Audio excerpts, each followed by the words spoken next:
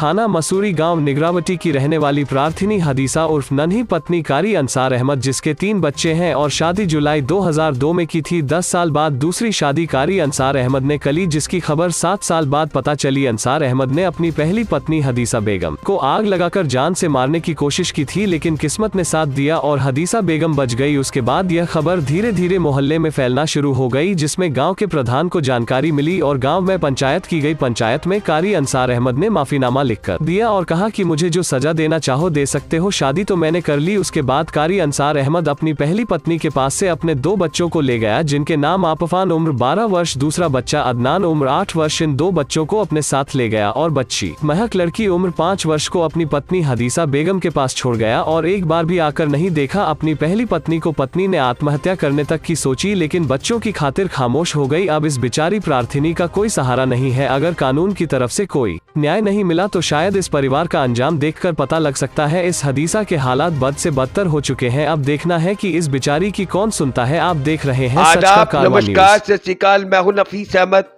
आपके सामने एक ऐसी घटना के बारे में जानकारी देने जा रहा हूं।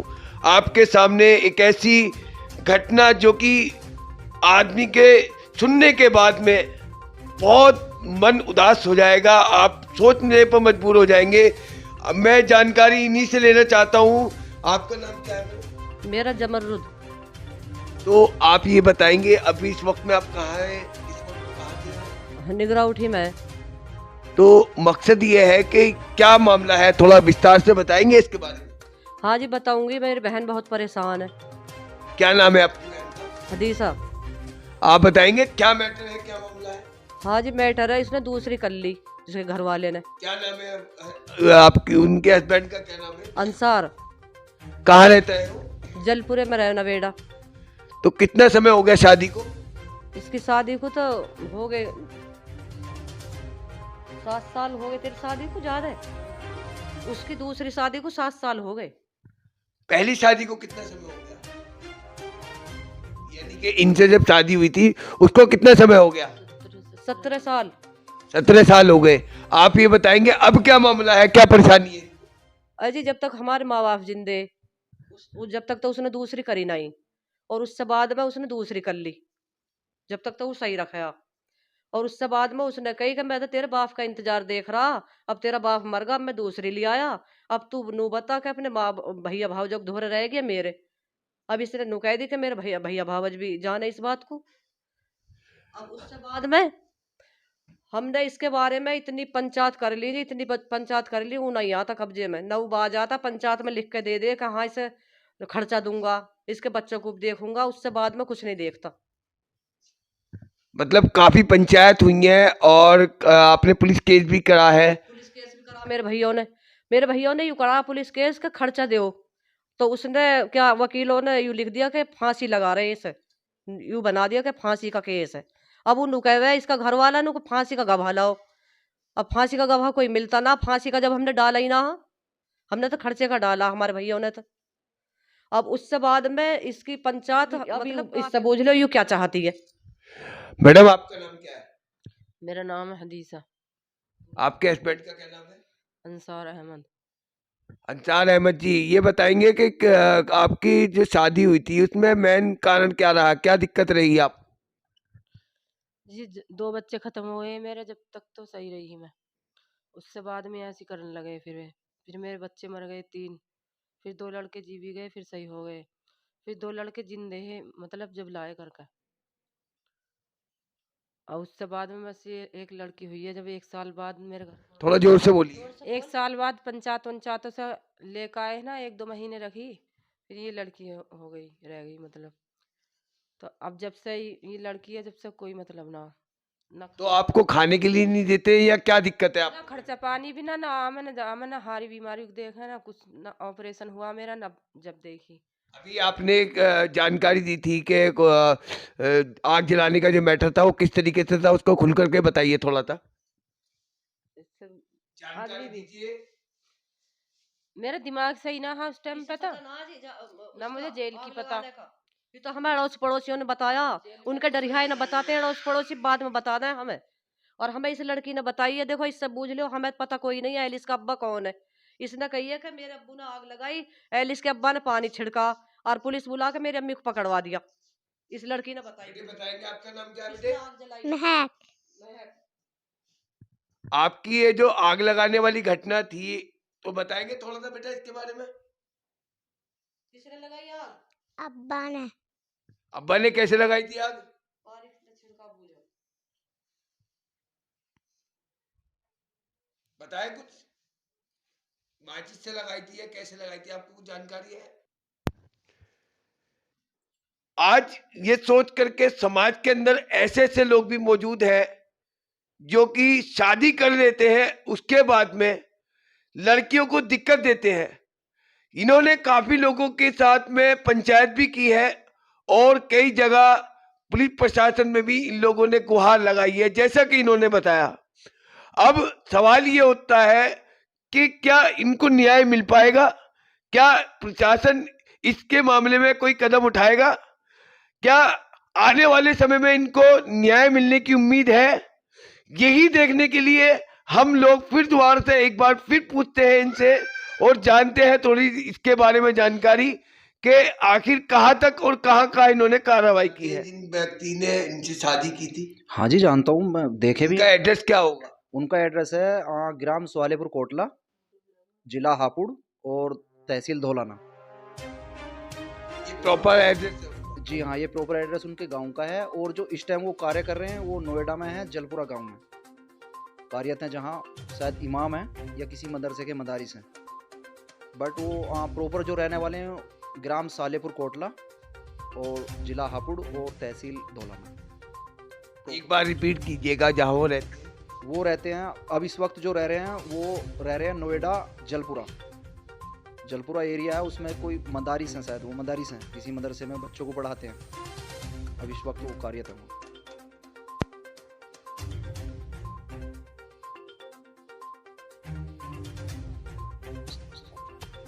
गाजियाबाद में कितनी कार्रवाई?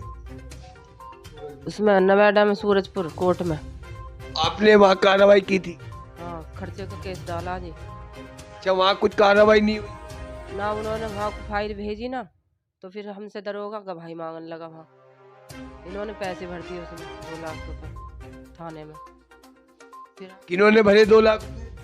मेरे घर वाले ने, नंदोई ने। पुलिस को भरे पैसे, नु कह मैं पुलिस को देंगे, तुझे न दे, मैं पुलिस को देंगे। ऐसा क्या फसाद है या ऐसी क्या कंडीशन है जो आपके इतने खिलाफ है? लोग कोई ब्लेम लगाते हैं या कोई तुम पे कोई और बात करते हैं, क्या मामला है? कुछ भी मामला ना ऐसा था। बात क्या है आखिर? ऐसा क्यों कर रहे हैं वो लोग?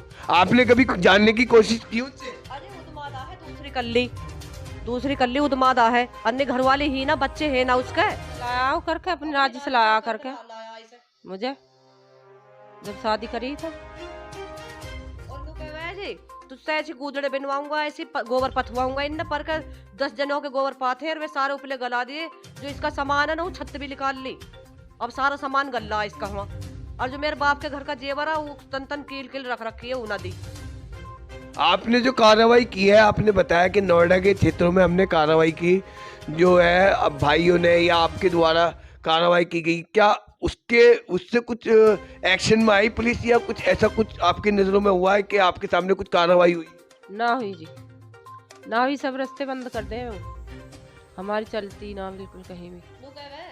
जो तुझसे कराजा कर लिए, जो तुझसे होवर घर वाली नुकवे, देख लिया तेरा पावर, तेरी पंचायत ही आती है, पस्ती पर लिखवा ले। जब कर में उसने अब पंचायत में 10 जनों के साइन है जी, स्टाम्प पे नुकई 50 गज का प्लॉट दूंगा। अब जब उसने तारीख रख दी, हम फिर यहाँ से गए, हमारा फिर उनने बावला कुत्ता बना दिया, फिर नुकह दिए, अपना बच्चे ला के दिए और उसे नुकह दी, पहला इस्तीफा लिखवा। आपके बच्चे कहाँ है? 2 बच्चे बताए जा रहे हैं, कहाँ है? पास है बच्चे। क्या नाम है बच्चे का? अफान अदनान। रखे बच्चे रखे, मुझे जेल में। देखना यह है कि कुछ जो इनके 2 बच्चे थे वो भी उन्हीं के पास है, जो कि एक सहारा बन सकते थे। लेकिन अब सवाल ये है कि क्या इनको न्याय मिल पाएगा? क्या इनके मामले में कोई सुनवाई हो पाएगी?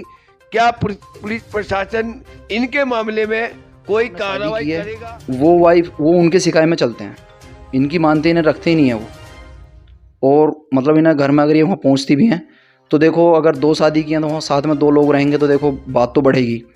ये बोलते हैं कि मुझे अलग रहने के लिए आप। भाई कुछ टाइम के साथ में आप इनको देख रहे हैं, भाल रहे हैं, कुछ टाइम के बाद जब इनका कुछ समय गुजरेगा तो उसके बाद में इनका क्या?